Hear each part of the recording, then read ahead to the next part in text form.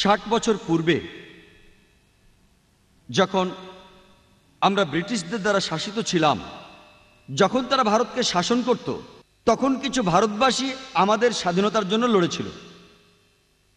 এই কতিপয় ভারতবাসী ব্রিটিশ সরকারের কাছে সন্ত্রাসী হিসেবে পরিচিত ছিল, কিন্তু ওই সকল ব্যক্তি আবার সাধারণ ভারতবাসীর কাছে পরিচিত ছিল একজন দেশপ্রেমিক এবং মুক্তিযোদ্ধা হিসেবে। একই ব্যক্তি, একই কর্মকাণ্ড, কিন্তু পরিচয় হচ্ছে দুটো। এক দলের কাছে তাদের পরিচয় হচ্ছে সন্ত্রাসী, আরেক দলের কাছে মুক্তিযোদ্ধা, দেশপ্রেমিক। একই ব্যক্তি, একই কর্মকাণ্ড, পরিচয় হচ্ছে তা দুটো। সুতরাং কোনো ব্যক্তিকে কোনো লেভেলে ফেলতে হলে আপনাকে খুঁজে বের করতে হবে যে সেই ব্যক্তিকে ওই লেভেলে ফেলার কারণটা কি। যদি আপনি একমত হন ব্রিটিশ সরকারের সাথে যে ব্রিটিশদের এই ভারত শাসন করা উচিত, তাহলে আপনি ওই ব্যক্তিদের সন্ত্রাসী বলতেই পারেন। কিন্তু আপনি যদি একমত হন ভারতবাসীর সাথে যে ব্রিটিশরা ভারতে এসেছিল শুধু ব্যবসা করতে, শাসন করতে নয়, তাহলে ওই ব্যক্তিদের আপনি বলবেন মুক্তিযোদ্ধা। দেখুন, একই ব্যক্তি, একই কর্মকাণ্ড, পরিচয় হচ্ছে তা দুটো। এখন আমি আপনাদের কাছে একজনের নাম বলবো, তিনি নেলসন ম্যান্ডেলা, যিনি রাষ্ট্রপতি ছিলেন নতুন স্বাধীন দক্ষিণ আফ্রিকার। এর আগে যে সরকার ছিল শ্বেতাঙ্গদের সরকার, তারা ম্যান্ডেলাকে আখ্যায়িত করেছিল একজন সন্ত্রাসী হিসেবে, আর আফ্রিকানদের কাছে ওই ম্যান্ডেলাই একজন বীর হিসেবে পরিচিত। একই ব্যক্তিকে শ্বেতাঙ্গরা বলল সন্ত্রাসী, আর কৃষ্ণাঙ্গরা তাকে বলল বীর। একই একই কর্মকাণ্ড, পরিচয় তার দুটো। যদি আপনি একমত হন দক্ষিণ আফ্রিকার শ্বেতাঙ্গ সরকারের সাথে যে আপনার গায়ের রং আপনাকে সর্বশ্রেষ্ঠ করেছে এবং আপনার গায়ের রংটি হচ্ছে সাদা, তাহলে আপনি নেলসন ম্যান্ডেলাকে এই পৃথিবীর শ্রেষ্ঠ সন্ত্রাসী মনে করতে পারেন। কিন্তু আপনি যদি একমত হন আফ্রিকানদের, অর্থাৎ দক্ষিণ আফ্রিকার অধিবাসীদের সাথে যে আপনার গায়ের রং আপনাকে সর্বশ্রেষ্ঠ করে না, যেমন আল কোরআনের সূরা হুজুরাতের 13 নম্বর আয়াতে বলা হয়েছে যে ইয়া আইয়ুহান নাসু ইন্না খালাকনাকুম মিন যাকরিন ওয়া উনসা ওয়া জাআলনাকুম শুউবান ওয়া কাবাইলা লিতাআরাফু ইন্না আক্রামাকুম ইনদাল্লাহি আতকাকুম ইন্নাল্লাহা আলিমুন খাবীর। হে মানব জাতি, আমি তোমাদের সৃষ্টি করেছি এক জোড়া নরনারী থেকে এবং তোমাদের বিভক্ত করেছি জাতি ও গোত্রে, যাতে তোমরা একে অপরকে চিনতে পারো, অন্যের সহিত পরিচিত হতে পারো। এবং আল্লাহ তাআলার চোখে সবচেয়ে সম্মানিত ব্যক্তি হলেন মুত্তাকি। আল্লাহ মানুষের বর্ণ, লিঙ্গ, সম্পদের উপর বিচার করেন না, বিচার করেন তাকওয়ার উপর। এটা হলো নিরপেক্ষতা, ধর্মতান্ত্রিকতা এবং খোদার প্রতি সচেতনতা। আপনি যদি কোরআনের সাথে একমত হন এবং যেভাবে আমাদের মহানবী সাল্লাল্লাহু আলাইহি ওয়াসাল্লাম বিদায় হজ্জের সময় বলেছিলেন যে আজ থেকে সমস্ত ভেদাভেদ শেষ হয়ে গেল, তিনি বলেন অনারবদের কাছে আরবরা শ্রেষ্ঠ নয়, আরবদের কাছে অনারবরা শ্রেষ্ঠ নয়, শ্বেতাঙ্গদের কাছে কৃষ্ণাঙ্গরা শ্রেষ্ঠ নয়, কৃষ্ণাঙ্গদের কাছে শ্বেতাঙ্গরা শ্রেষ্ঠ নয়, একমাত্র নৈতিক মূল্যবোধ ছাড়া। তাই যদি আপনি কোরআনের দৃষ্টি এবং আমাদের প্রিয় নবী হযরত মুহাম্মদ সাল্লাল্লাহু আলাইহি সাল্লামের সঙ্গে একমত হন, তাহলে আপনি ম্যান্ডেলাকে সন্ত্রাসী না বলে এমন একজন ব্যক্তি হিসেবে আখ্যায়িত করবেন যে তার অধিকারের জন্য লড়াই করেছে। আল্লাহ বলেন, যার হক এসেছে সত্য, ওয়াজাহাকাল বাতিল, চলে গেছে মিথ্যে। ইন্নাল বাতিলা, নিশ্চয় মিথ্যে, কানা যাহুকা, চিরদিন মিথ্যে। আজকের বিকেলের আলোচনার বিষয়বস্তু হচ্ছে সন্ত্রাসবাদ, জিহাদ এবং ইসলামিক প্রেক্ষাপট। আপনাদের অনেকেরই হয়তো জানা আছে যে সমগ্র বিশ্বের শতকরা 20 জনেরও বেশি লোক হচ্ছে মুসলমান, অর্থাৎ পৃথিবীর 1/5 লোক হচ্ছে মুসলমান। কিন্তু দুঃখের বিষয় এই যে ইসলাম এমন একটি ধর্ম যার সম্পর্কে আছে অনেক ভ্রান্ত ধারণা, আর যে ধর্মটা সম্পর্কে এই পৃথিবীর ম্যাক্সিমাম ধর্মের বেশিরভাগ মানুষেরই একটি ভ্রান্ত ধারণা আছে, সেই ধর্মটি হচ্ছে ইসলাম। তারপরও ইসলামের অনুসারীদের সংখ্যা বেড়েই চলেছে সর্বোচ্চ হারে। এই সব ভ্রান্ত ধারণার জন্ম নিয়েছে বিশেষ করে বিগত 2001 সালের 11 সেপ্টেম্বর থেকে। বর্তমানে 1 নম্বরে আছে যে ভ্রান্ত ধারণাটি, তা হলো ইসলামে সন্ত্রাস ও জিহাদ। যখন কোনো অমুসলিম তার সামনে কোনো মুসলমানকে দেখে, তখনই তার মাথায় একটি চিন্তা আসে, এই লোকটি কি প্রকৃত মুসলমান নাকি জঙ্গি সন্ত্রাসী।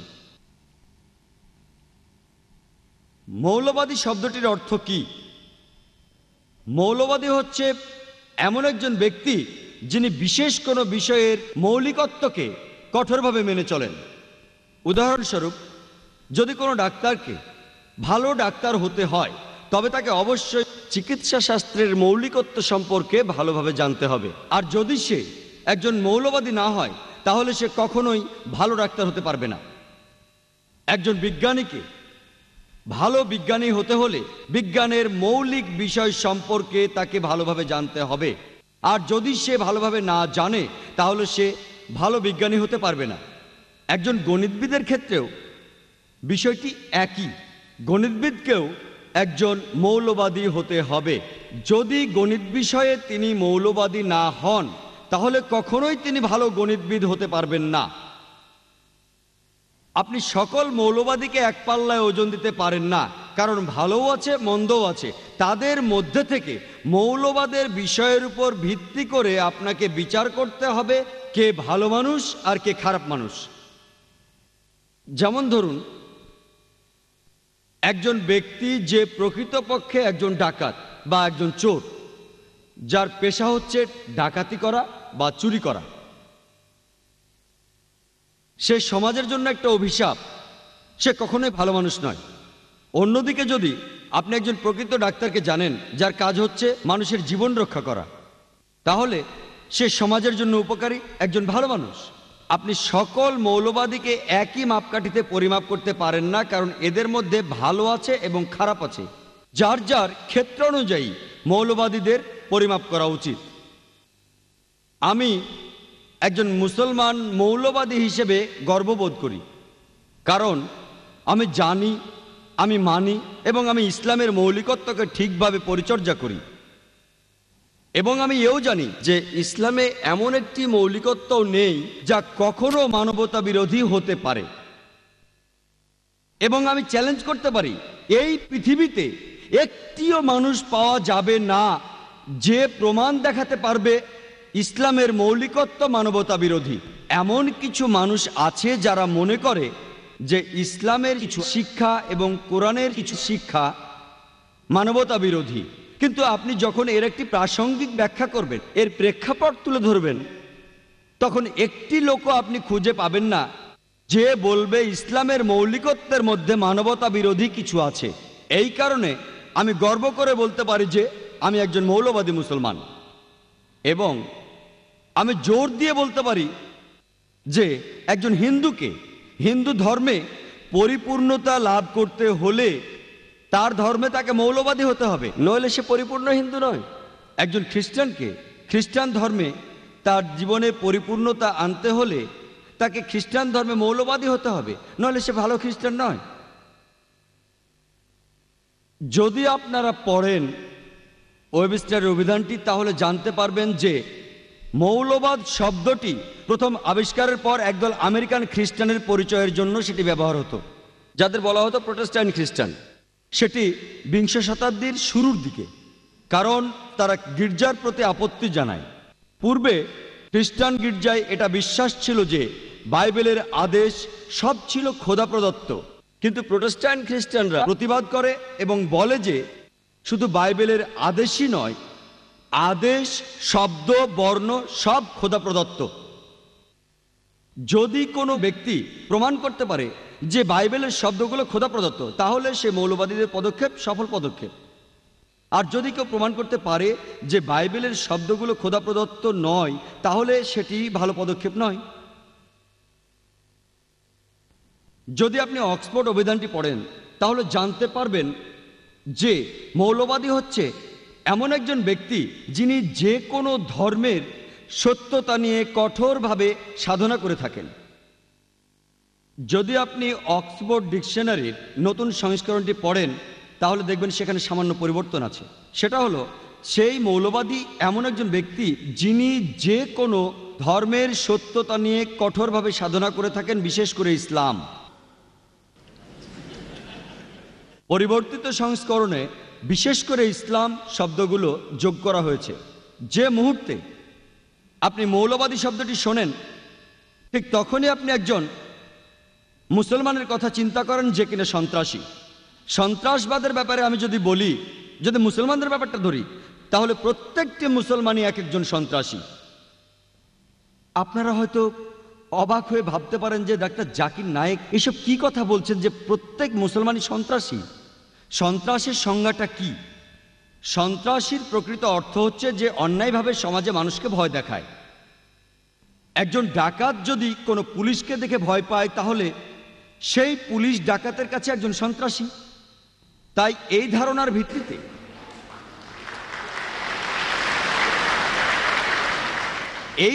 ভিত্তিতে ডাকাতের কাছে প্রতিটি মুসলমানই এক একজন সন্ত্রাসী। যখন একজন ডাকাত মুসলমানকে দেখে তখন সে ভয় পায়, যখন একজন ধর্ষণকারী মুসলমানকে দেখে তখন সে ভয় পায়। এইভাবে প্রতিটি অসামাজিক কার্যকলাপ প্রত্যেকটি মুসলমানের এক একজন সন্ত্রাসী হওয়া উচিত। আমি মনে করি সন্ত্রাসী শব্দটি এমন একজন ব্যক্তির ক্ষেত্রে প্রযোজ্য যে অন্য কোনো নিরীহ ব্যক্তিকে ভয়ভীতি প্রদর্শন করে। এক্ষেত্রে কোনো মুসলমান কোনো নিরীহ ব্যক্তিকে ভয়ভীতি প্রদর্শন করে না। মুসলমানদের উচিত পরিকল্পনা অনুসারে অসামাজিক কাজের বিরুদ্ধে রুখে দাঁড়ানো, এবং বেশিরভাগ ক্ষেত্রে একজন ব্যক্তিকে দুটি ভিন্ন ধরনের কর্মকাণ্ডে অংশগ্রহণ করতে হয়। উদাহরণস্বরূপ,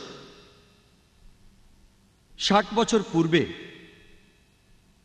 যখন আমরা ব্রিটিশদের দ্বারা শাসিত ছিলাম, যখন তারা ভারতকে শাসন করত, তখন কিছু ভারতবাসী আমাদের স্বাধীনতার জন্য লড়েছিল। এই কতিপয় ভারতবাসী ব্রিটিশ সরকারের কাছে সন্ত্রাসী হিসেবে পরিচিত ছিল, কিন্তু ওই সকল ব্যক্তি আবার সাধারণ ভারতবাসীর কাছে পরিচিত ছিল একজন দেশপ্রেমিক এবং মুক্তিযোদ্ধা হিসেবে। একই ব্যক্তি, একই কর্মকাণ্ড, কিন্তু পরিচয় হচ্ছে দুটো। এক দলের কাছে তাদের পরিচয় হচ্ছে সন্ত্রাসী, আরেক দলের কাছে মুক্তিযোদ্ধা, দেশপ্রেমিক।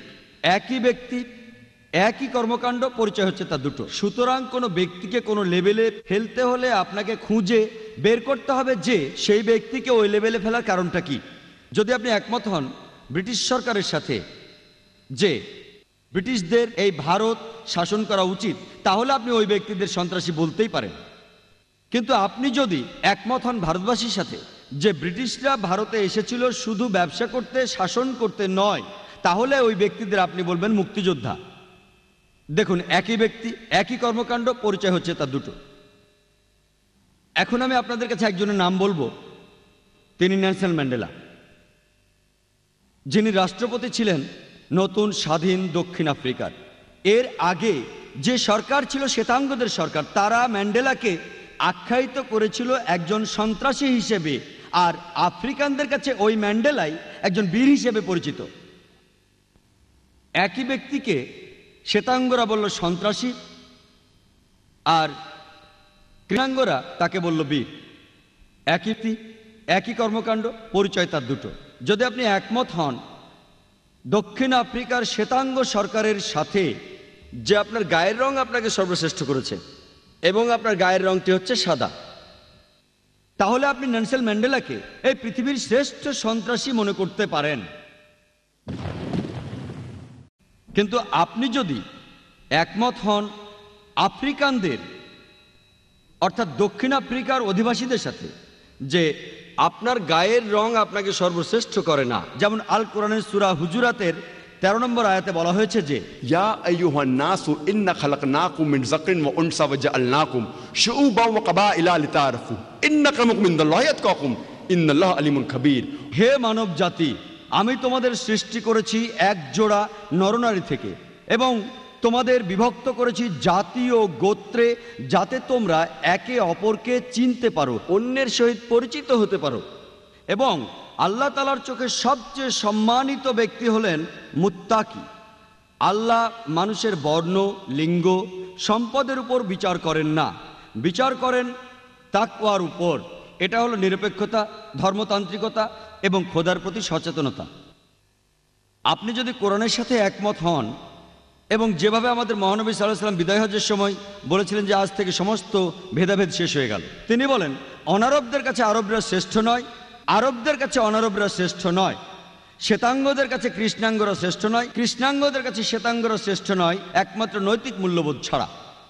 তাই যদি আপনি কোরআনের দৃষ্টি এবং আমাদের প্রিয় নবী হযরত মুহাম্মদ সাল্লাল্লাহু আলাইহি সাল্লামের সঙ্গে একমত হন, তাহলে আপনি ম্যান্ডেলাকে সন্ত্রাসী না বলে এমন একজন ব্যক্তি হিসেবে আখ্যায়িত করবেন যে তার অধিকারের জন্য লড়াই করেছে।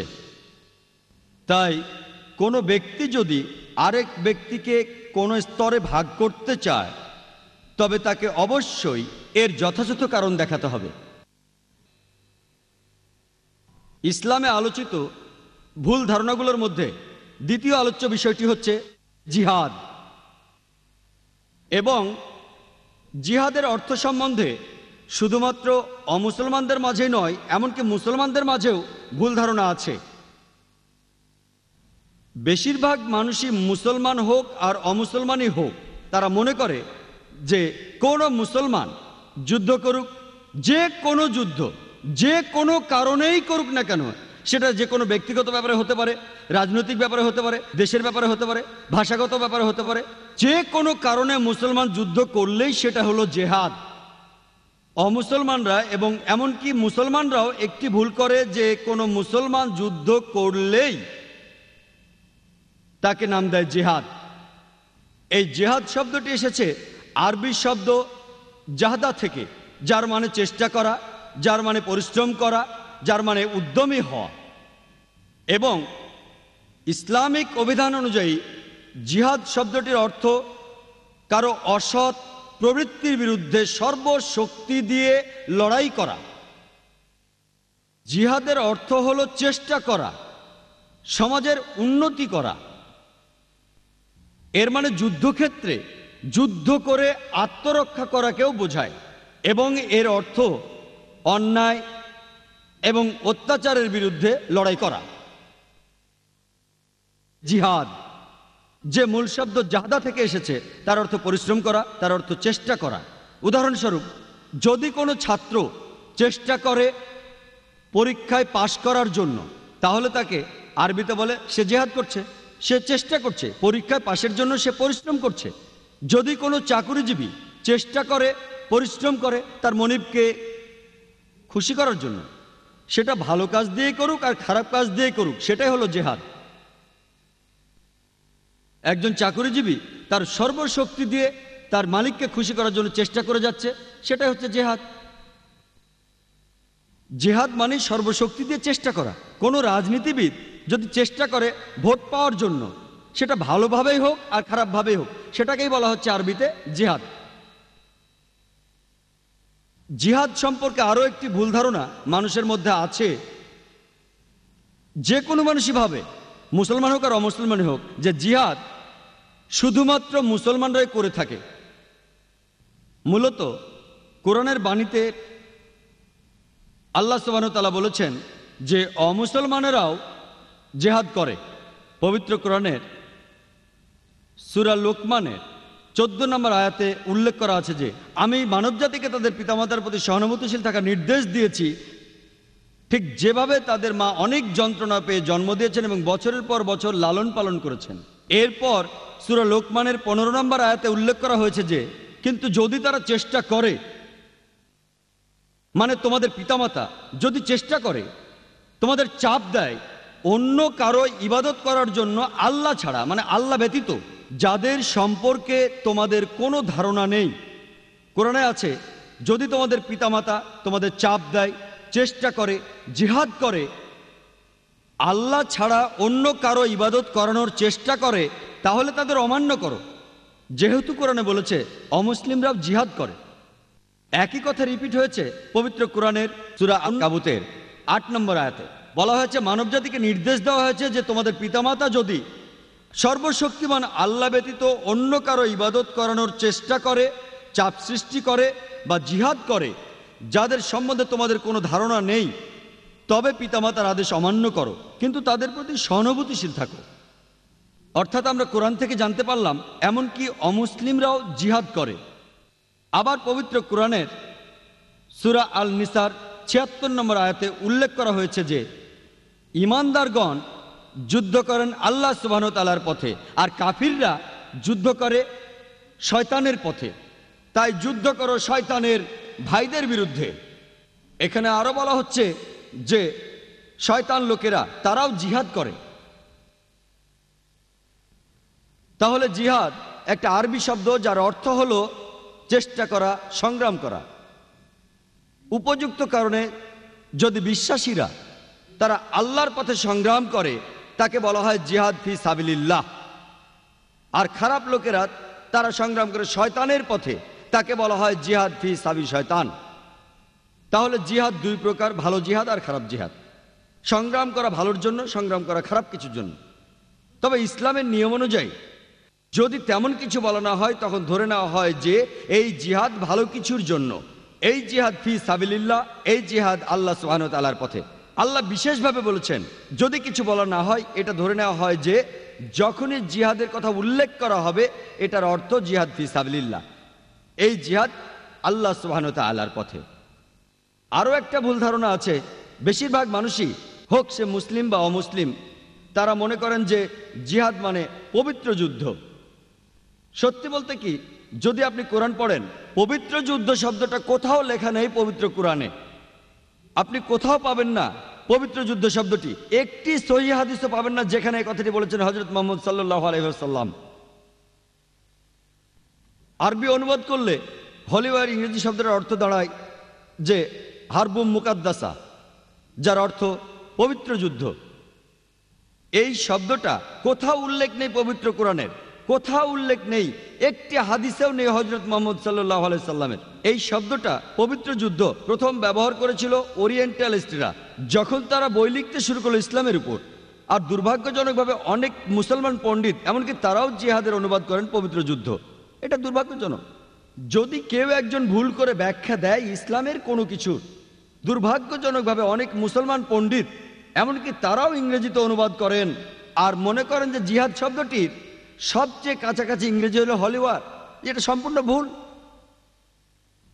যে শব্দটার উল্লেখ আছে কোরআনে সেটা হলো যুদ্ধ, যার আরবি হলো কিতাল, যার অর্থ হত্যা করা। এবং এখানেও যুদ্ধ দুই প্রকার, হত্যা করা দুই প্রকার, ভালোর জন্য যুদ্ধ, খারাপের জন্য যুদ্ধ। পবিত্র কোরআনে উল্লেখ আছে সূরা নিসার ৭৬ নম্বর আয়াতে যে বিশ্বাসীরা তারা যুদ্ধ করে আল্লাহ সুবহানাহু ওয়া তাআলার পথে, তারা যুদ্ধ করে আল্লাহ সুবহানাহু ওয়া তাআলার পথে। আর অবিশ্বাসীরা তারা যুদ্ধ করে শয়তানের পথে। তাহলে বিশ্বাসীরা তারা যুদ্ধ করে শয়তানের ভাইদের বিরুদ্ধে। তার অর্থ খারাপ লোকেরা তারা যুদ্ধ করে শয়তানের পথে, আর ভালো লোকেরা তারা যুদ্ধ করে মহান স্রষ্টার পথে। তাহলে জিহাদ কোনোভাবেই পবিত্র যুদ্ধ নয়। আর কিতালের অর্থ যুদ্ধ করা, কিতাল ফি সাবিলিল্লাহ অর্থ যুদ্ধ করা আল্লাহ সুবহানাহু ওয়া তাআলার পথে, আর কিতাল ফি সাবি শয়তান অর্থ যুদ্ধ করা শয়তানের পথে। জিহাদ শব্দটা কোরআনে উল্লেখ করা হয়েছে অনেকবার বিভিন্ন প্রসঙ্গে। এই শব্দটা ব্যবহার করেছেন আমাদের প্রিয় নবী হযরত মুহাম্মদ সাল্লাল্লাহু আলাইহি ওয়াসাল্লাম নির্ভরযোগ্য অনেক হাদিসে। যদি আপনি কোরআন পড়েন পবিত্র কোরআনের সূরা হজের ৭৮ নম্বর আয়াতে উল্লেখ করা আছে যে চেষ্টা করো আল্লাহ সুবহানাহু ওয়া তাআলার পথে, যেভাবে চেষ্টা করা উচিত আন্তরিকভাবে আর নিয়মের সাথে। চেষ্টা করো আল্লাহ সুবহানাহু ওয়া তাআলার পথে আর যেভাবে তোমার চেষ্টা করা উচিত। পবিত্র কোরআনের সূরা তাওবার ২০ নম্বর আয়াতে উল্লেখ আছে যে সেই সব বিশ্বাসীদের জন্য যারা হিজরত করে আর চেষ্টা করে শক্তি আর বুদ্ধি দিয়ে আল্লাহ সুবহানাহু ওয়া তাআলার পথে, তাদের শরীর, সম্পদ আর সম্পত্তি দিয়ে। এই লোকগুলোই হচ্ছে তারা যারা সর্বোচ্চ পুরস্কার পাবে পরবর্তী জীবনে, জাহান্নামের আগুন থেকে তারা মুক্তি পাবে। এর অর্থ হচ্ছে এখানে বলা হয়েছে যে সেই সব লোক যারা হিজরত করে, তারা যদি সংগ্রাম করে, যদি জিহাদ করে, যদি চেষ্টা করে সর্বশক্তিমান আল্লাহর পথে, ভালো কাজ করে, যাবতীয় সম্পদ দিয়ে, স্বাস্থ্য দিয়ে, অর্থ দিয়ে, সময় দিয়ে, এই লোকগুলো সর্বোচ্চ সম্মান পাবে পরবর্তী জীবনে এবং তারা বেহেশতে যাবে। একই কথার উল্লেখ আছে আমাদের প্রিয় নবী হযরত মুহাম্মদ সাল্লাল্লাহু আলাইহি সাল্লামের হাদিসে, সহিহ বুখারীর ৪র্থ খণ্ডে ৪৬ নম্বর হাদিসে আমাদের প্রিয় নবী হযরত মুহাম্মদ সাল্লাল্লাহু আলাইহি সাল্লাম বলেছেন যে একজন মুজাহিদ যে চেষ্টা করে আল্লাহ তাআলার পথে, আর আল্লাহ নিজেই জানেন কোন মানুষটা জিহাদ করে তার পথে আন্তরিকতার সাথে। যেমন একজন মানুষ যিনি নিয়মিত রোজা রাখেন আর নামাজ পড়েন, আর যদি কোনো ব্যক্তি যে একজন মুজাহিদ আল্লাহর পথে চেষ্টা করেন, তিনি যদি নিহত হন তিনি বেহেশতে যাবেন, আর যদি তিনি ফিরে আসেন তিনি আসবেন বড় কোনো পুরস্কার নিয়ে আর গনিমতের মাল নিয়ে। জিহাদ শব্দটা পবিত্র কোরআনে বেশ কিছু জায়গায় উল্লেখ করা হয়েছে। আল্লাহ সুবহানাহু ওয়া তাআলা কোরআনের সূরা আনকাবুতের ৬ নম্বর আয়াতে বলেছেন, সেখানে আছে যে চেষ্টা করো আল্লাহ সুবহানাহু ওয়া তাআলার পথে, যেভাবে তোমার চেষ্টা করা উচিত, কিন্তু আল্লাহ সুবহানাহু ওয়া তাআলার কোনো অভাব নেই। তার মানে তুমি যদি চেষ্টা করো আল্লাহ সুবহানাহু ওয়া তাআলার পথে, তুমি নিজের জন্যই চেষ্টা করছো, কারণ আল্লাহ সুবহানাহু ওয়া তাআলা সৃষ্টিকর্তা, তার কোনো অভাব নেই। এটা নির্দেশ করছে যদি আপনি চেষ্টা করেন সর্বশক্তিমান স্রষ্টার পথে, সেটা আপনার নিজের ভালোর জন্য। এটা সর্বশক্তিমান স্রষ্টার ভালোর জন্য নয়, কারণ তিনি তার সৃষ্টির কোনো কিছুর উপর নির্ভরশীল নন, তিনি স্বনির্ভর, অন্য কারো সাহায্যের তার প্রয়োজন নেই। যদি আপনি চেষ্টা করেন, এখানে বলা হচ্ছে সেটা আপনার ভালোর জন্য। আল্লাহ পবিত্র কোরআনের সূরা তাওবার ২৪ নম্বর আয়াতে উল্লেখ করেছেন যে कुल इन कान आबाउकुम যদি সে তোমার বাবা হয়, व अबनाउकुम অথবা তোমার সন্তান, व इखवानुकुम অথবা भाई, व अज़वाजुकुम অথবা তোমার সঙ্গী, স্বামী বা স্ত্রী, व अशीरतुकुम অথবা আত্মীয় স্বজন, व अमवालुन इख्तरफ्तुमुहा व तिजारतुन तखशौना कसादहा व मसाकिनु तरज़ौनहा, যে সম্পদ তুমি জমিয়েছো, যে ব্যবসা তুমি পরিচালনা করো, যে ঘরে তুমি বাস করো।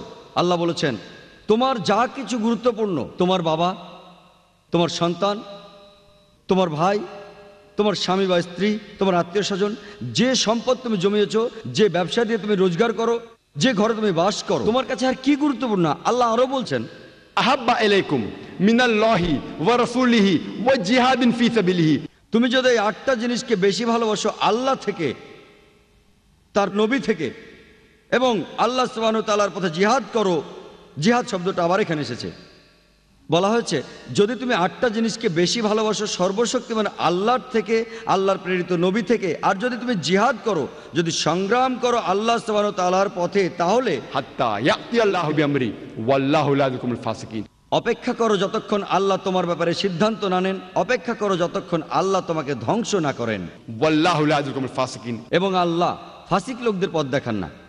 আল্লাহ বলছেন যদি তুমি এই 8টা জিনিসকে বেশি ভালোবাসো আল্লাহর থেকে, সর্বশক্তিমান স্রষ্টার থেকে, তার প্রেরিত নবী থেকে, এবং চেষ্টা করো আল্লাহ সুবহানাহু ওয়া তাআলার পথে, তাহলে অপেক্ষা করো যতক্ষণ আল্লাহ তোমার ব্যাপারে সিদ্ধান্ত না নেন। আর আল্লাহ ফাসিক এবং অবাধ্য লোকদের পথ দেখান না। আর আপনি অনেক হাদিস পাবেন আমাদের প্রিয় নবী হযরত মুহাম্মদ সাল্লাল্লাহু আলাইহি ওয়াসাল্লামের, তিনি জিহাদ সম্পর্কে বলেছেন। এটা উল্লেখ করা আছে সহিহ বুখারী ৪র্থ খণ্ডের হাদিস নাম্বার 2784-তে। এখানে বলা হয়েছে হযরত আয়েশা রাদিয়াল্লাহু তাআলা আনহা, তিনি হযরত মুহাম্মদ সাল্লাল্লাহু আলাইহি ওয়াসাল্লামের স্ত্রী, জিজ্ঞেস করলেন হযরত মুহাম্মদ সাল্লাল্লাহু আলাইহি ওয়াসাল্লামকে আমাদেরকে জিহাদে যাওয়া উচিত নয়, এবং মহানবী সাল্লাল্লাহু আলাইহি সাল্লাম বললেন তোমাদের জন্য সর্বশ্রেষ্ঠ জিহাদ হলো একটি নির্ভুল হজ। অন্য আরেকটি জায়গায় এটার উল্লেখ আছে সহিহ বুখারীর 5792 নম্বর হাদিসে, যে একজন লোক মহানবী সাল্লাল্লাহু আলাইহি সাল্লামের কাছে আসলো এবং বলল যে আমার কি জিহাদে যাওয়া উচিত? আর এখানে জিহাদ সংগ্রাম করা বলতে বোঝানো হচ্ছে খারাপ লোকদের বিরুদ্ধে যুদ্ধ করা। তো লোকটা জিজ্ঞেস করলো আমার কি জিহাদে যাওয়া উচিত খারাপ লোকদের বিরুদ্ধে যুদ্ধ করতে? তখন হযরত মুহাম্মদ সাল্লাল্লাহু আলাইহি ওয়াসাল্লাম জিজ্ঞেস করলেন তোমার কি বাবা মা আছেন? লোকটা বলল আছে। মহানবী সাল্লাল্লাহু আলাইহি ওয়াসাল্লাম বললেন তোমার জন্য সর্বশ্রেষ্ঠ জিহাদ হলো তোমার বাবা মায়ের সেবা করা। অন্য আরেকটি জায়গায় যেটার উল্লেখ আছে সুনান নিসাইতে হাদিস নাম্বার 4209, যে এক লোক মহানবী সাল্লাল্লাহু আলাইহি ওয়াসাল্লামকে জিজ্ঞেস করলো কোন জিহাদটি সর্বশ্রেষ্ঠ জিহাদ, এবং তিনি বললেন শ্রেষ্ঠ জিহাদ হচ্ছে সেই জিহাদ সব সময় সত্য কথা বলতে হবে অত্যাচারী শাসকের বিরুদ্ধে। এখানে আপনারা দেখলেন যে বিভিন্ন পরিস্থিতির কারণে সর্বশ্রেষ্ঠ জিহাদ, The best type of struggling keeps on differing. কোন সময় মহানবী বলেছেন শ্রেষ্ঠ জিহাদ হলো সঠিক নিয়মে হজ করা। That is the perfect pilgrimage. আরেক জায়গায় মহানবী বলেছেন শ্রেষ্ঠ জিহাদ হলো তোমার বাবা মায়ের সেবা করা। অন্য আরেক জায়গায় মহানবী বলেছেন শ্রেষ্ঠ জিহাদ, শ্রেষ্ঠ সংগ্রাম, শ্রেষ্ঠ প্রচেষ্টা হলো সত্যি কথা বলা অত্যাচারী শাসকের বিরুদ্ধে। এবং প্রিয় নবী মুহাম্মদ সাল্লাল্লাহু আলাইহি ওয়াসাল্লাম বলেছেন, এটার উল্লেখ আছে সহিহ ইবনে হাব্বানে, যে মহানবী বলেছেন একজন মুজাহিদ যে চেষ্টা করে, একজন মুজাহিদ সেই ব্যক্তি যে চেষ্টা করে নিজের বিরুদ্ধে যুদ্ধ করে আল্লাহ সুবহানাহু ওয়া তাআলার কারণে, এবং আরেকজন মুহাজির যে দেশ ত্যাগ করে, হিজরত করে মন্দ থেকে ভালোর দিকে। এখানে আপনি পাবেন যে জিহাদ বিভিন্ন প্রসঙ্গে ব্যবহার করা হয়েছে, আর পরিস্থিতির উপর নির্ভর করে সর্বশ্রেষ্ঠ জিহাদ বিভিন্ন রকম হয়েছে। তাহলে জিহাদ সম্পর্কে ধারণা পেতে গেলে আপনাকে পড়তে হবে ইসলামের ধর্মগ্রন্থগুলি, অর্থাৎ পবিত্র কোরআন এবং সহিহ হাদিস মহানবী সাল্লাল্লাহু আলাইহি সাল্লামের। এবং এখানে আমরা দেখতে পাই পবিত্র কোরআনে আল্লাহ সুবহানাহু ওয়া তাআলা বলছেন সূরা বাকারার 208 নম্বর আয়াতে উল্লেখ করা আছে, বলা হয়েছে যে Ya ayyuhallazina amanu udkhulu fis-silmi kaffa. ও তুমি বিশ্বাস করো, ইসলামের জগতে প্রবেশ করো সমস্ত অন্তর দিয়ে, এবং অনুসরণ করো না খুতওয়াতুন শয়তান, শয়তানের দেখানো পথ। এখানে আল্লাহ নির্দিষ্ট করে বলেছেন যে ও তুমি বিশ্বাস করো, ও বিশ্বাসীরা অনুসরণ করো না শয়তানের দেখানো পথ। অনেক জায়গায় কোরআন বলছে শয়তানকে অনুসরণ করো না, কিন্তু এখানে আল্লাহ বলছেন অনুসরণ করো না শয়তানের দেখানো পথ।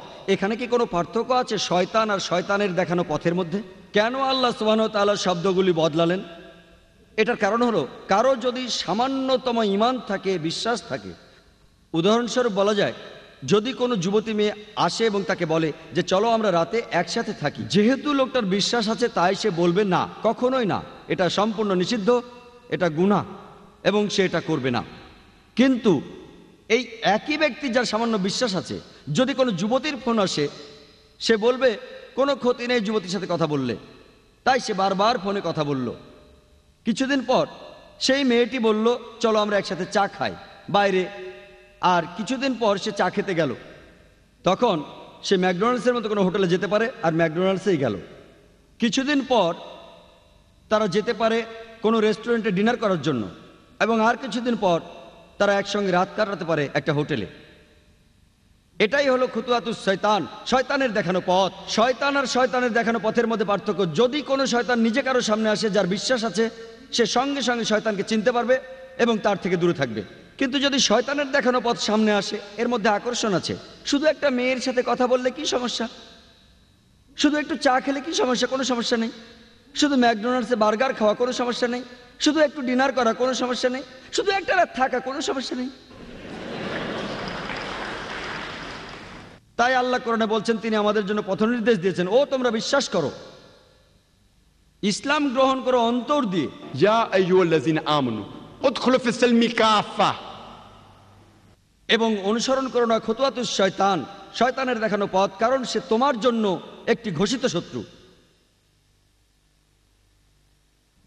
এবং সর্বশ্রেষ্ঠ উপায়গুলির একটি সর্বশ্রেষ্ঠ জিহাদ, একটি সর্বশ্রেষ্ঠ সংগ্রাম হলো তাদের কাছে সত্যের বাণী নিয়ে যাওয়া যারা এটা সম্পর্কে জানে না। একটি সর্বশ্রেষ্ঠ জিহাদ হলো দাওয়া, পৌঁছে দেওয়া ইসলামের সত্যের বাণী, সত্যকে পৌঁছে দেওয়া তাদের কাছে যারা এটা সম্পর্কে জানে না। এবং আল্লাহ পবিত্র কোরআনে সূরা আল ইমরানের 110 নম্বর আয়াতে উল্লেখ করেছেন যে Kuntum khayra ummatin ukhrijat lin-nas. ও মুসলমানেরা, তোমরা সমগ্র মানব জাতির মধ্যে সর্বশ্রেষ্ঠ।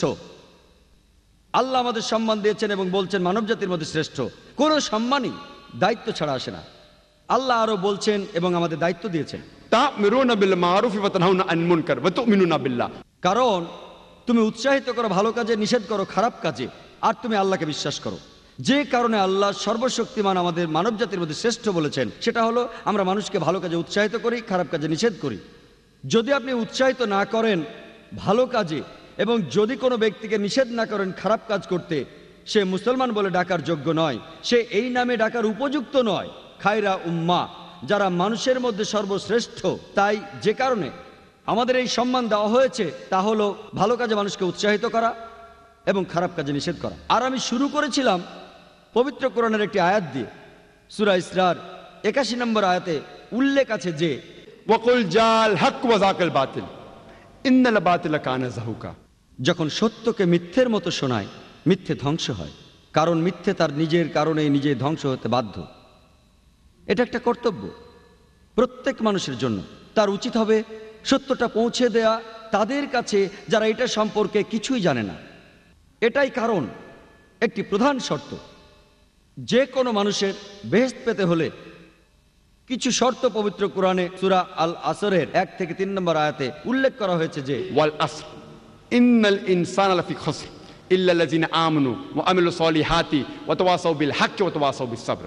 সময়ের সাথে সাথে সব কিছুই হারিয়ে যাবে, শুধু থাকবে যাদের বিশ্বাস আছে, যারা ভালো কাজ করে, যারা মানুষকে সত্যের পথে নিয়ে আসে এবং যারা মানুষকে ধৈর্য ও অধ্যবসায়ের পথে নিয়ে আসে।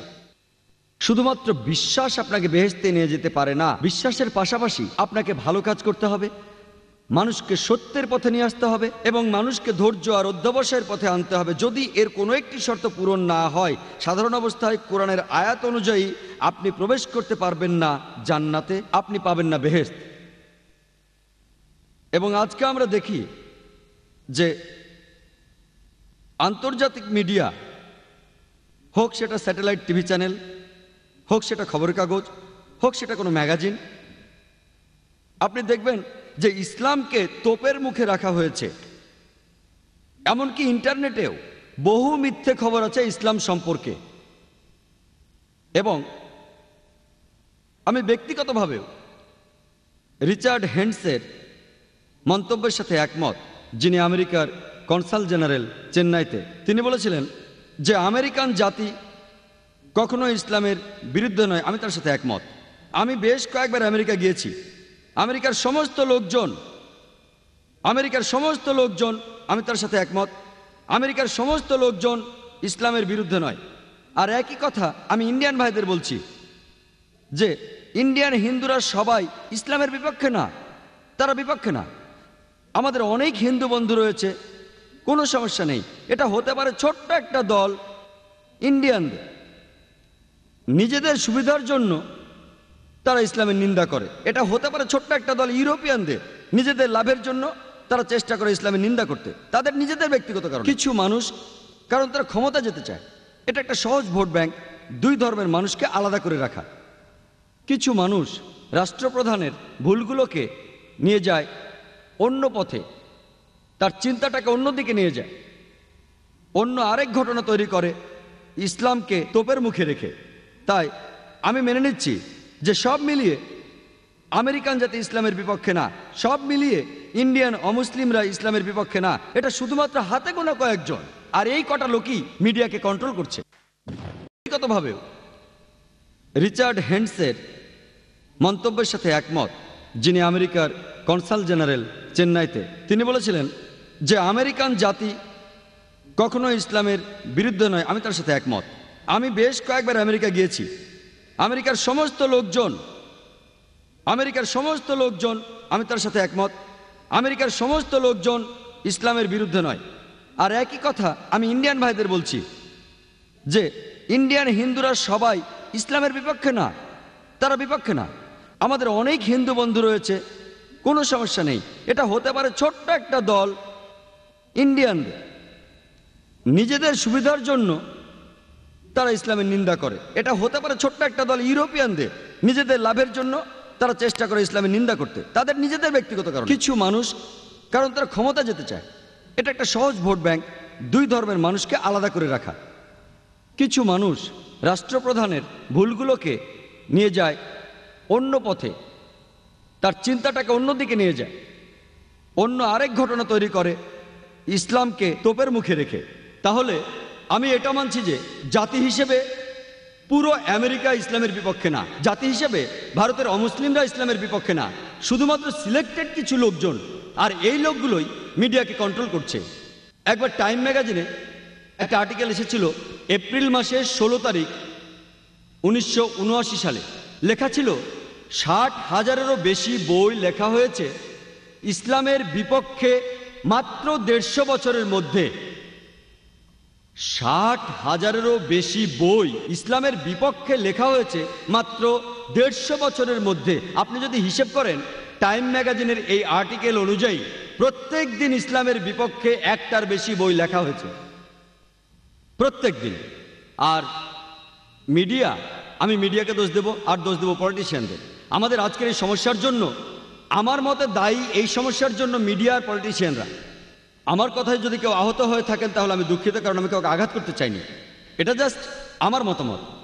আপনি যদি মিডিয়াকে ভালো করে দেখেন, আমি জানি এখানে অনেক সাংবাদিক আছেন, সকালেও আমি বলেছিলাম যে অধিকাংশ সাংবাদিকই আছেন সত্যবাদী, আর তারা বেশ ভালো। বিপক্ষে রয়েছে বেশিরভাগ মানুষ, অর্ধেকেরও বেশি। এর মানে কিন্তু সবাই না, এর মানে অর্ধেকেরও বেশি। আর আপনি যদি ভালোভাবে দেখেন যে আজকে বিশেষভাবে মুসলমানদের টার্গেট করছে মিডিয়া।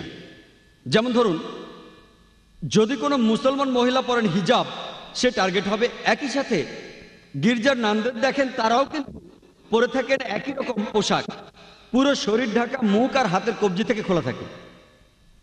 মানুষ তাদের শ্রদ্ধা করেন। কেন? পার্থক্যটা কোথায়? যদি কোনো মুসলমান দাড়ি রাখেন তার মানে হচ্ছে সে সন্ত্রাসী, কিন্তু শিখরা ওরাও দাড়ি রাখে, কোনো সমস্যা নেই। ওরা পাগড়ি পরে, তাতেও সমস্যা নেই। আমি 90-এর দশকে যখন প্রথম কানাডা গিয়েছিলাম, সেখানে দেখি একজন শিখ, সে কোর্টে মামলা করেছিল। সে ছিল একজন কানাডিয়ান নাগরিক, আর সে কেস করেছিল যে সে কানাডিয়ান আর্মিতে তার পাগড়ি খুলবে না, এবং কেসে জিতেছিল। গত মাসে একটা খবর এসেছিল যে একজন শিখ, সে ইংল্যান্ডের নাগরিক এবং কোর্টে কেস করেছিল, সে তার মাথার পাগড়ি খুলবে না কলেজে, আর সে জিতেছিল। আর এখানে দেখি যদি কোনো মুসলমান দাড়ি রাখে তাহলে মানুষ ভাবে দাড়ি তার ক্ষতি করতে পারে। আমি জানি না দাড়ি কোন ক্ষতিটা করতে পারে, একটা মাছিও তো মারতে পারে না।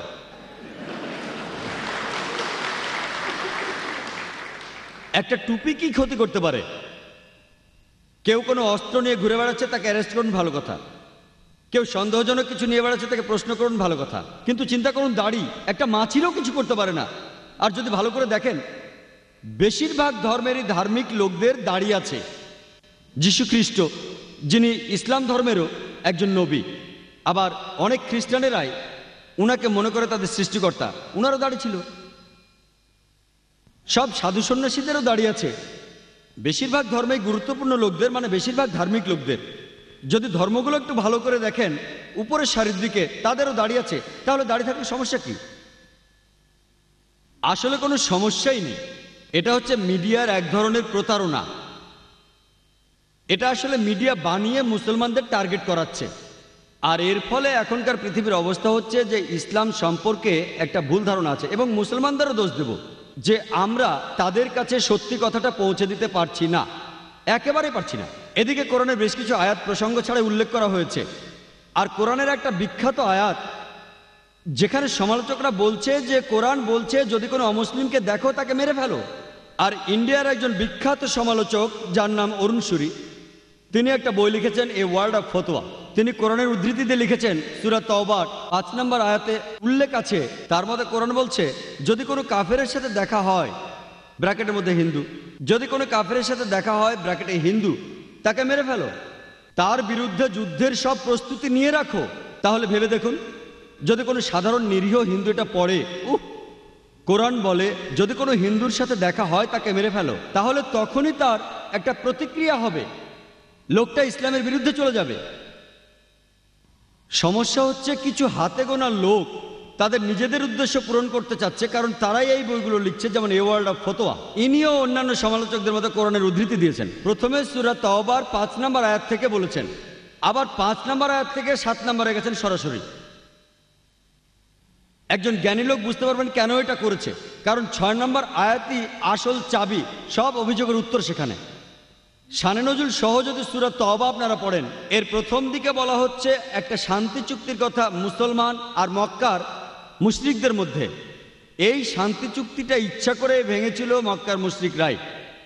আর তখনই মহান আল্লাহ 5 নম্বর আয়াতে বলেন যে যুদ্ধের ময়দানে যখনই তোমার শত্রুকে দেখতে পাবে, কাফির মানে অবিশ্বাসী শত্রু, যখনই তোমার শত্রুকে দেখতে পাবে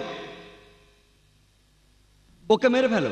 যুদ্ধের ময়দানে যদি কেউ প্রসঙ্গ ছাড়া উদ্ধৃতি দেন সেটা হাস্যকর হবে। চিন্তা করুন, প্রায় 40 বছর আগে আমেরিকার সাথে যখন ভিয়েতনামে যুদ্ধ চলছিল, তখন যদি আমেরিকান আর্মি জেনারেলরা বা আমেরিকার প্রেসিডেন্ট যুদ্ধের ময়দানে আমেরিকান সৈন্যদের বলে যে আমার সৈন্যরা তোমরা ভয় পেও না, যেখানে কোনো ভিয়েতনামিকে দেখবে মেরে ফেলো, এটা তারা বলেছে সাহস দেওয়ার জন্য।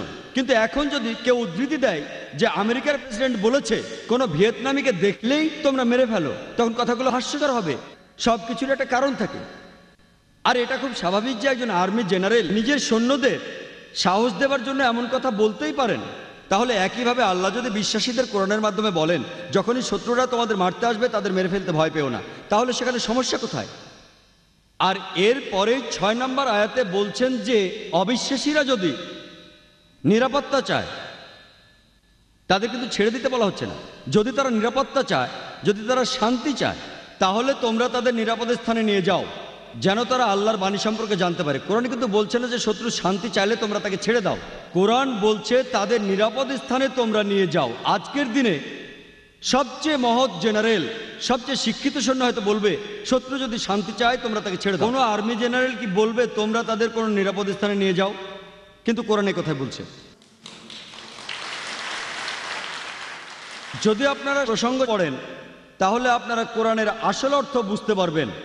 আর আপনারা অন্য যে কোনো ধর্মগ্রন্থ পড়েন, আমি অনেক ধর্মগ্রন্থ পড়েছি, আমি Ramayana, Mahabharata, Bible, Old Testament, New Testament, শিখদের গ্রন্থ, জৈনদের গ্রন্থ সব পড়েছি। আর আপনারা দেখতে পাবেন যে প্রায় সবগুলো ধর্মগ্রন্থেই কোনো না কোনো জায়গায় যুদ্ধের কথা বলা হচ্ছে, হত্যা করার কথা বলা হচ্ছে। আমি উদ্ধৃতি দিতে পারি। বাইবেল পড়লে দেখবেন এক্সোডাসের গ্রন্থে ওল্ড টেস্টামেন্টের অধ্যায় 22 অনুচ্ছেদ 18 থেকে 20 বলেছে হত্যা করো। এক্সোডাসের 32 নম্বর অধ্যায় বলছে হত্যা করো। নাম্বারস বলছে হত্যা করো। নিউ টেস্টামেন্টে লুকের গসপেল সেখানেও বলা হচ্ছে হত্যা করো। যীশু খ্রিস্টের ওই গল্পটা হয়তো আপনারা জানেন। তিনি যখন গেতসেমানির বাগানে গিয়ে এক সৈন্যকে বললেন তোমাদের তরবারি বের করো, আর সৈন্যটা তখন তার তরবারি দিয়ে বাতাস কাটতে লাগলো। বুঝতেই পারছেন বেশিরভাগ ধর্মগ্রন্থে যুদ্ধকে অনুমোদন দেওয়া হয়েছে। যদি হিন্দু ধর্মগ্রন্থ পড়েন, মহাভারত তার মধ্যে একটা, তাই নয় কি? ভগবদ গীতা 2 নম্বর অধ্যায়ে আছে।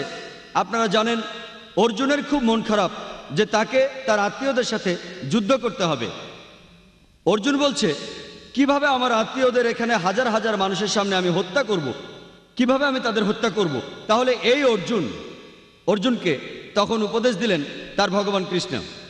আর ভগবান কৃষ্ণ তাকে বললেন সত্যই সবচাইতে বড়, আর তুমি যখন সত্যের পক্ষে তখন তোমার শত্রুকে সেটা বড় কথা নয়, হোক তার আত্মীয় বা অন্য কিছু। আর কথাটা ঠিক, সত্যের জায়গা হচ্ছে অনেক উপরে, রক্তের সম্পর্কের চেয়েও।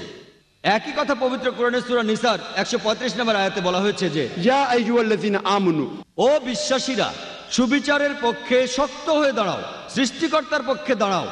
এমনকি যদি তোমার বিপক্ষেও যায়, তোমার বাবা মার বিপক্ষে যায়, ধনী বা গরিবের বিপক্ষে যায়, নিশ্চয়ই আল্লাহর রক্ষাকারী। যদি আপনারা অন্যান্য ধর্মগ্রন্থগুলো পড়েন, প্রায় সব গ্রন্থেই কোথাও না কোথাও কোনো না কোনো সময়ে যুদ্ধের কথা বলা হয়েছে। তার মানে এই না যে আপনি এক্সোডাস থেকে উদ্ধৃতি দেবেন অথবা ভগবদ্গীতা থেকে উদ্ধৃতি দিয়ে বলবেন যেটা সবার জানা, ভগবদ্গীতা বলে তোমার আত্মীয়দের মেরে ফেলো, এটা প্রসঙ্গ ছাড়া উদ্ধৃতি। তাহলে বুঝতেই পারছেন যে ধর্মগুলোকে ভালোভাবে বুঝতে হলে আপনাকে যা করতে হবে তা হলো ধর্মগ্রন্থগুলো ভালোভাবে পড়া। আর যদি ধর্মগ্রন্থগুলো পড়েন তাহলে জানতে পারবেন সেখানে কি লেখা আছে, আর ওই গ্রন্থগুলো এইসব ধর্মের আসল উৎস। আপনারা জানেন যে পবিত্র কোরআনের সূরা আল মায়দার আয়াত নম্বর 32 বলছে যদি কেউ কাউকে হত্যা করে, হোক সে মুসলিম বা অমুসলিম, যদি সেটা খুনের অপরাধ বা অন্য কোনো অন্যায়ের জন্য না হয়, তাহলে সে যেন পুরো মানুষ জাতিকে হত্যা করল। কোরআন বলছে যদি কোনো মানুষ, হোক সে মুসলিম বা অমুসলিম, কাউকে হত্যা করে, হোক সে মুসলিম বা অমুসলিম, সেটা যদি খুনের অপরাধ বা অন্য কোনো অন্যায়ের জন্য না হয়, তাহলে সে যেন পুরো মানুষ জাতিকে হত্যা করলো। এখানে আরো বলা হয়েছে, আর যদি কেউ কোনো মানুষকে বাঁচায়, তাহলে সে যেন পুরো মানুষ জাতিকে রক্ষা করলো। আর যখন কিতালের কথা আসে, আল্লাহ তাআলার পথে যুদ্ধ করার নামই হলো কিতাল। সেখানেও আছে কিছু নিয়ম কানুন। পবিত্র কোরআন এবং প্রিয় নবী মুহাম্মদ সাল্লাল্লাহু আলাইহি ওয়াসাল্লামের হাদিসে বলা হচ্ছে, যখন আর কোনো উপায় থাকে না, যখন যুদ্ধ করতে হবে শত্রুর সাথে, সেখানেও বেশ কিছু নিয়ম কানুন আছে। আর আল্লাহ পবিত্র কোরআন সূরা বাকারার 190 নম্বর আয়াতে বলছেন যে, তাদের সাথে যুদ্ধ করো যারা তোমাদের সাথে যুদ্ধ করে, কিন্তু বাড়াবাড়ি করো না, সীমা অতিক্রম করো না, কারণ আল্লাহ সীমা অতিক্রমকারীদের পছন্দ করেন না।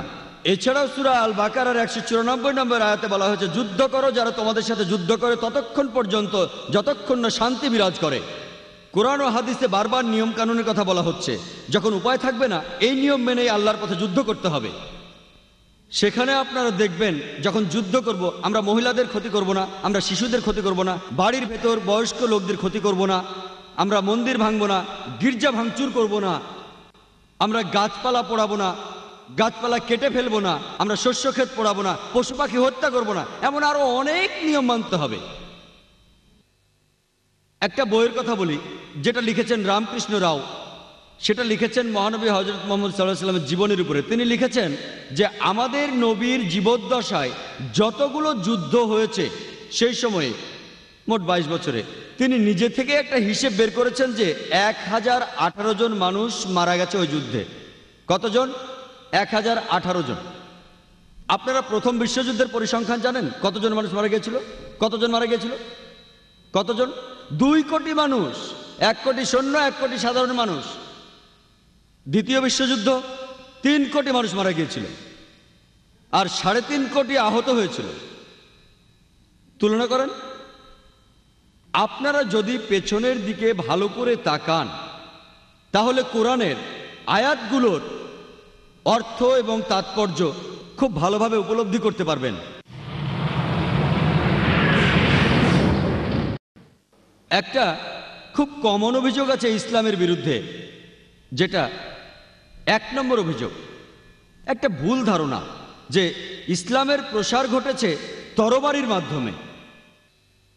ইসলাম শব্দটা এসেছে সালাম থেকে, যার অর্থ শান্তি। ইসলাম এসেছে সালাম থেকে, যার অর্থ শান্তি, যার অর্থ স্রষ্টার কাছে নিজের ইচ্ছাকে সমর্পণ করা। যখন কেউ মহান স্রষ্টার কাছে নিজের ইচ্ছাকে সমর্পণ করে শান্তির জন্য, তখন সে মুসলমান। চিন্তা করুন, যদি আপনারা অনুবাদ করেন যে ইসলাম ছড়ানো হয়েছে তরবারি দিয়ে, তার মানে শান্তি ছড়ানো হয়েছে তরবারি দিয়ে। আর ইসলাম প্রথাগতভাবে যুদ্ধের বিপক্ষে কথা বলে, কিন্তু কোনো উপায় না থাকলে শক্তি প্রয়োগ করা যাবে। আর এটা তো সবারই জানা আছে, এই পৃথিবীর প্রত্যেকটা দেশেই পুলিশ আছে, এই পুলিশও শক্তি প্রয়োগ করে। যখন কোনো সাধারণ মানুষ, কোনো নাগরিক বা অন্য কেউ সেই দেশের আইন ভঙ্গ করে, পুলিশ তখন শক্তি প্রয়োগ করে সেই দেশের শান্তি রক্ষা করার জন্য। তাহলে প্রত্যেক দেশে পুলিশ আছে, তারা শক্তি প্রয়োগ করে, সঙ্গে অস্ত্র রাখে।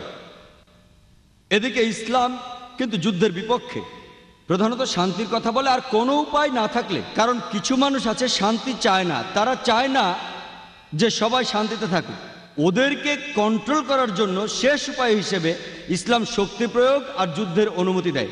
শেষ উপায় হিসেবে ইসলাম তরবারি দিয়ে ছড়ানো হয়েছে, এই ভুল ধারণাটার উত্তর বেশ ভালোভাবেই দিয়েছেন একজন বিখ্যাত ঐতিহাসিক, যার নাম ডি লেসি ওলেরি। তিনি তার বই ইসলাম অ্যাট দ্য ক্রস রোডের 8 নম্বর পৃষ্ঠায় লিখেছেন যে, ইতিহাসে এটা পরিষ্কার যে মুসলমানদের তরবারি হাতে নিয়ে ইসলাম ছড়ানো আর বিভিন্ন দেশ জয় করার আজগুবি এই গল্পটা মিথ্যে ছাড়া কিছুই নয়। এই অত্যন্ত মুখরোচক মিথ্যেটাকে বারবার বলা হয়েছে গল্প আকারে।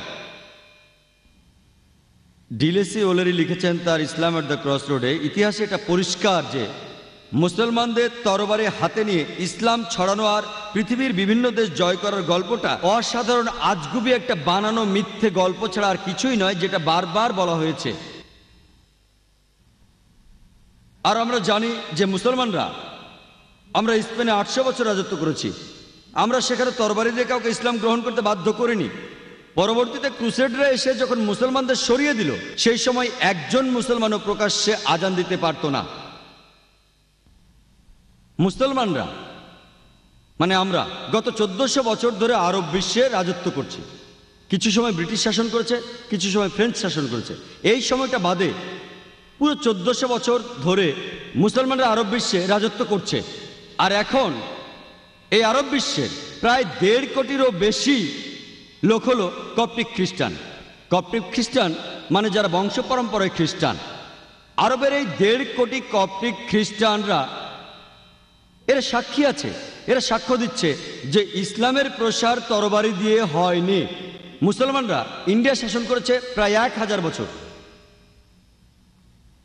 যদি তারা চাইতো তাহলে প্রত্যেক ইন্ডিয়ানকে তরবারির মুখে ইসলাম গ্রহণে বাধ্য করত। আজকে 1000 বছর পরেও ইন্ডিয়ার শতকরা 80 জন লোক মুসলমান নয়। এই 80% অমুসলিম ইন্ডিয়ান এরা সাক্ষ্য দেবে যে ইসলাম তরবারির মুখে প্রসার লাভ করেনি। কোন মুসলমান আর্মি মালয়েশিয়া জয় করতে গিয়েছিল? মালয়েশিয়াতে শতকরা 50 ভাগেরও বেশি মানুষ মুসলমান। কোন মুসলমান আর্মি ইন্দোনেশিয়াতে গিয়েছিল? ইন্দোনেশিয়ায় মুসলমানের সংখ্যা পৃথিবীর সবচেয়ে বেশি। কোন মুসলমান আর্মি আফ্রিকার পূর্ব উপকূলে গিয়েছিল? কোন মুসলমান আর্মি? কোন তরবারি? থমাস কার্লাইনের একটা উত্তর দিয়েছেন। তিনি একজন বিখ্যাত ঐতিহাসিক ইউরোপের। আর তিনি বলেছেন, কোন তরবারি? তোমার তরবারি থাকতে হবে। প্রত্যেকটা নতুন ধারণায় একজনের মনে জন্ম নেয়, একজন মানুষের মাথায় জন্ম নেয়। একজন পুরো পৃথিবীর বিপক্ষে, একজন সব মানুষের বিরুদ্ধে। তখন যদি কেউ তরবারি দিয়ে সেটা ছড়াতে চায়, খুব একটা লাভ হবে না। প্রথমে একটা তরবারি থাকতে হবে। উনি বুদ্ধির তরবারির কথা বলেছেন। আল্লাহ একই কথা কোরআনে সূরা নাহলের 125 নম্বর আয়াতে এইভাবে বলেছেন, উদু ইলা সাবিলি রাব্বিকা বিল হিকমা ওয়াল মাওয়াযাতিল হাসনা ওয়াজাদিল বিল্লাতি আহসান। তাদের জ্ঞানের কথা বলো আর সুন্দরভাবে আল্লাহর পথে নিয়ে এসো। তাদের যুক্তি দেখাও যেটা সবচেয়ে ভালো আর যেটা সবচেয়ে গ্রহণযোগ্য। আমাদের পরিসংখ্যান আছে যে প্লেন ট্রুথ ম্যাগাজিনে একটা আর্টিকেল এসেছিল, যেটা রিডার্স ডাইজেস্টের অ্যালম্যানাক ইয়ারবুক 1986 সালের একটা কপি ছিল। সেখানে একটা পরিসংখ্যান ছিল গত 50 বছরে বিভিন্ন ধর্মের অনুসারীরা সংখ্যায় কত বেড়েছে 1934 থেকে 84 সালের মধ্যে। আর এই পরিসংখ্যানে 1 নম্বরে ছিল সবচেয়ে বেশি বেড়েছে ইসলাম, 235%। অর্থাৎ 50 বছরে ইসলাম বেড়েছে 235%, খ্রিস্টান বেড়েছে মাত্র 47%। আমি একটা প্রশ্ন করছি, কোনো যুদ্ধ কি হয়েছে 1934 থেকে 84 মধ্যে, যে যুদ্ধের কারণে অমুসলিমরা ইসলাম ধর্ম গ্রহণ করেছে? কোন যুদ্ধটা? এখন আমেরিকার সবচেয়ে জনপ্রিয় ধর্ম হচ্ছে ইসলাম, ইংল্যান্ডের সবচেয়ে জনপ্রিয় ধর্ম ইসলাম। আমি আবার প্রশ্ন করছি যে কোন মুসলমান আমেরিকানদেরকে ইসলাম গ্রহণ করতে বাধ্য করেছে? আমি আবার প্রশ্ন করছি যে কোন মুসলমান ইউরোপিয়ানদেরকে ইসলাম গ্রহণ করতে বাধ্য করেছে? আমেরিকানদের কথা বলার স্বাধীনতা আছে, ইউরোপের কথা বলার স্বাধীনতা আছে। ইসলাম যদি মহিলাদের অত্যাচার করে, তাহলে অমুসলিম মহিলারা ইসলাম গ্রহণ করে কেন? যারা মুসলমান হচ্ছে তাদের 3 ভাগের 2 ভাগই মহিলা, সেটা কিভাবে? কারণ ইসলামের সমস্যার সমাধান আছে, পুরো মানুষ জাতির জীবন বিধান আছে। আমেরিকার একটা পরিসংখ্যান কোম্পানি যাদের অফিস ওয়াশিংটনে, তারা বলেছে 11 সেপ্টেম্বরের মাত্র 2 মাস পরে 20,000 লোক ইসলাম গ্রহণ করেছে।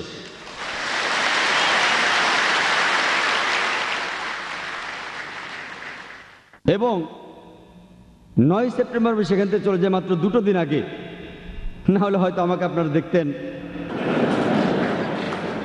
আমি তখন ছিলাম ইংল্যান্ডে। আর 11 সেপ্টেম্বর পরে মাত্র 5-6 মাসের মধ্যে আমাকে 3-4 বার ডাকা হয়েছে সন্ত্রাসবাদের উপর কথা বলার জন্য। এটা তো ভালোই, কাজটা খারাপ ছিল, ওই কাজটা খারাপ ছিল। সালমান রুশদি কি করলো? আমাদের নবীর বিরুদ্ধে লিখলো, সেটা খারাপ। কিন্তু মানুষ জানতে চাইলো সালমান রুশদি কি নিয়ে লিখেছে, সেটা জানার জন্য তারা কোরআন পড়লো এবং মুসলমান হয়ে গেল। আজকের দিনে আমেরিকায় এটাও পরিসংখ্যান, আমেরিকারই একটা প্রধান খবরের কাগজ দ্য নিউ ইয়র্ক টাইমসে বলেছে, এখন আমেরিকানরা জানতে চায় যে মুসলমানদের বাইবেল পাওয়া যায় কি না।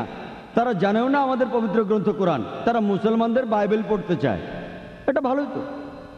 আর যখনই তারা সত্যের মুখোমুখি হবে, যে আয়াতটার কথা আমি তখন বলছিলাম, পবিত্র কোরআনের সূরা ইসরার 81 নম্বর আয়াতে আছে যে وقل جاء الحق وزهق الباطل إن الباطل كان زهوقا। যখন সত্যের সামনে মিথ্যে দাঁড়ায়, মিথ্যে ধ্বংস হয়, কারণ মিথ্যে হলো খারাপ আর খারাপ ধ্বংস হবেই। আমাদেরকে ব্যবহার করতে হবে বুদ্ধির তরবারি, যুক্তির তরবারি, যেটা মানুষের মন জয় করে। আর আল্লাহ সুবহানাহু ওয়া তাআলা মহান স্রষ্টা, তিনি প্রতিজ্ঞা করেছেন কোরআনে 3 বার বিভিন্ন জায়গায় তিনি বলেছেন। সূরা তাওবার মধ্যে তিনি বলেছেন 33 নম্বর আয়াতে, সূরা সাফের মধ্যে তিনি বলেছেন 9 নম্বর আয়াতে, সূরা ফাত্তার 28 নম্বর আয়াতে তিনি বলেছেন। এই কথাগুলো তিনি 3 জায়গায় একইভাবে বলেছেন। هو الذي أرسل رسوله بالهدى والدين الحق ليظهره على الدين كله ولو كره المشركون। আল্লাহ তার দূত পাঠিয়েছেন পথ নির্দেশ আর সত্যের ধর্ম দিয়ে, যে ধর্ম অন্য সব ধর্মের উপরে, আর ইসলাম ধর্ম হচ্ছে অন্য সব ধর্মের উপরে। এবং আল্লাহ বলেন অবিশ্বাসীরাও এই ধর্ম পছন্দ করে। আর সূরা ফাতার 28 নম্বর আয়াতে আল্লাহ আরো বলেছেন, وكفى بالله شهيدا and enough is Allah as a witness।